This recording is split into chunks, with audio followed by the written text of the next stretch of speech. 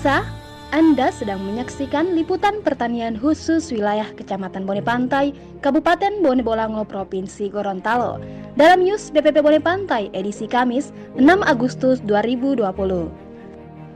Pasca intensitas curah hujan yang berkepanjangan di wilayah Provinsi Gorontalo beberapa hari lalu yang mengakibatkan akses transportasi menuju Kecamatan Bone Pantai sempat terputus dalam beberapa waktu akibat longsor di badan jalan.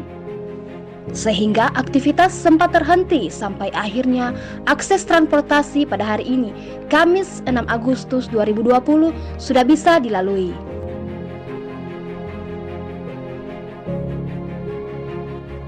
Balai Penyuluhan Pertanian Kecamatan Bone Pantai melakukan kunjungan lapang kedua kalinya pada hari ini di wilayah Kecamatan Bone Pantai dengan mengunjungi sebagian wilayah atau lahan usaha tani yang terkena dampak longsor maupun banjir bandang.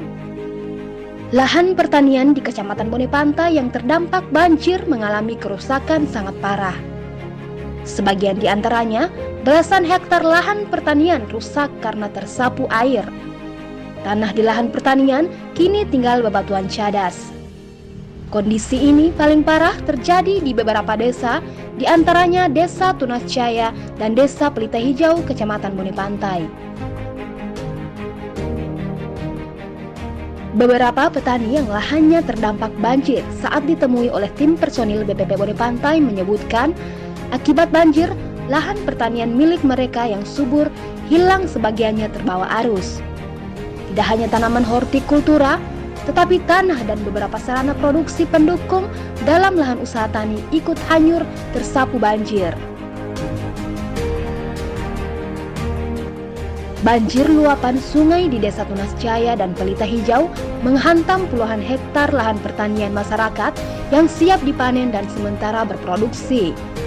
Hingga pada akhirnya dipastikan kegagalan total usaha tani terjadi akibat peristiwa banjir, bahkan kehilangan lahan usaha taninya.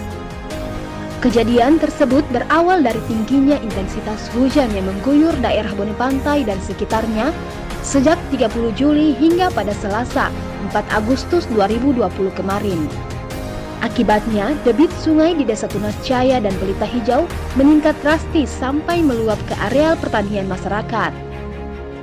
Bencana banjir juga melanda pemukiman penduduk di sekitar hingga menghanyutkan bangunan unit pengolahan pupuk organik, kandang sapi dan pondok-pondok tani di tengah lahan usaha tani.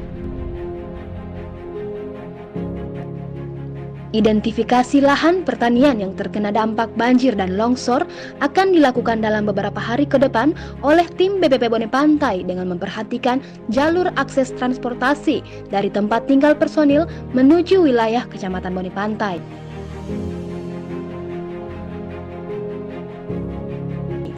Kameramen Jul Rauf, kontributor Indra Kurniati Maele dalam News BPP Bone Pantai melaporkan.